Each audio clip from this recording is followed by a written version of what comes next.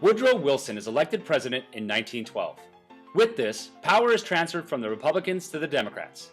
Wilson, a progressive, sets out on an agenda to continue reforms focused on finance and economics. Wilson's legacy is that of an intelligent reformer and father of the modern financial system. Wilson grew up in the South during the Civil War and Reconstruction. He served as president of Princeton University and governor of New Jersey. His political philosophy focused on breaking up power of tariffs, trusts, and the financial elite, and granting greater freedom to the common American. The first thing Wilson focused on was tariffs and tax reform. Wilson lobbied Congress hard to lower tariffs that Taft had raised.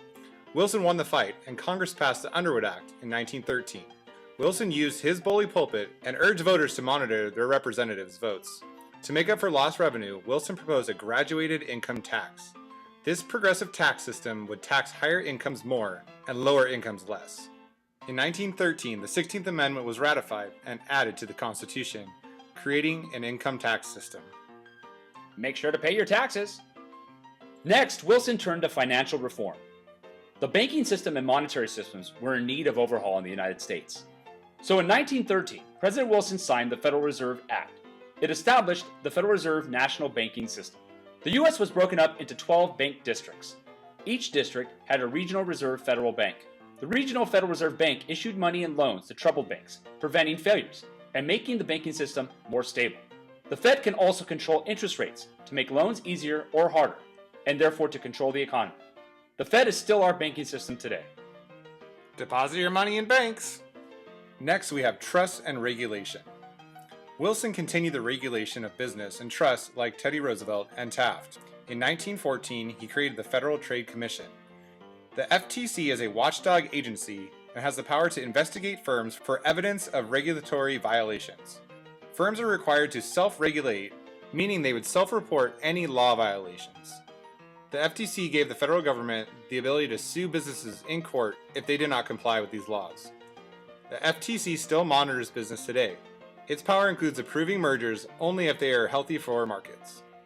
Hey, your companies are too big. Break it up. A good example of how the Federal Trade Commission regulates mergers of companies today is if United Airlines wanted to merger with American Airlines. The FTC would not approve this merger because it would form an unhealthy monopoly on airline fees, causing fees to rise and making it harder for you to travel. It's better to have competition in this case. It means lower prices. Wilson also continued the progressive agenda of trust busting. In 1914, Wilson signs the Clayton Antitrust Act.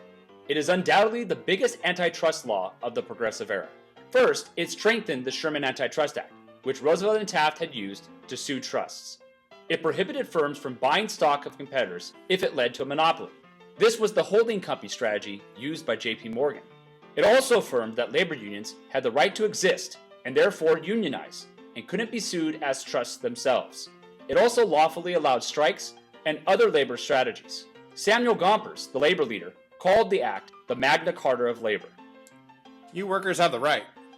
However, like his predecessors, Roosevelt and Taft, Wilson did fail in one area, and that area is civil rights.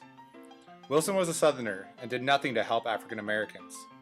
During the 1912 election, he campaigned for African American votes by pledging equality and promoting anti-lynching laws. But once in office, he backtracked.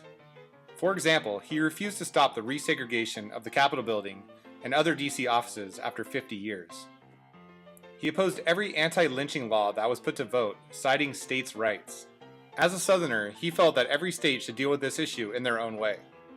And finally, he appointed segregationists to federal positions, allowing them to control important issues of the country. Woodrow Wilson served as president until 1920. Near the end of his term, he suffered a debilitating stroke, which left him mostly incapacitated.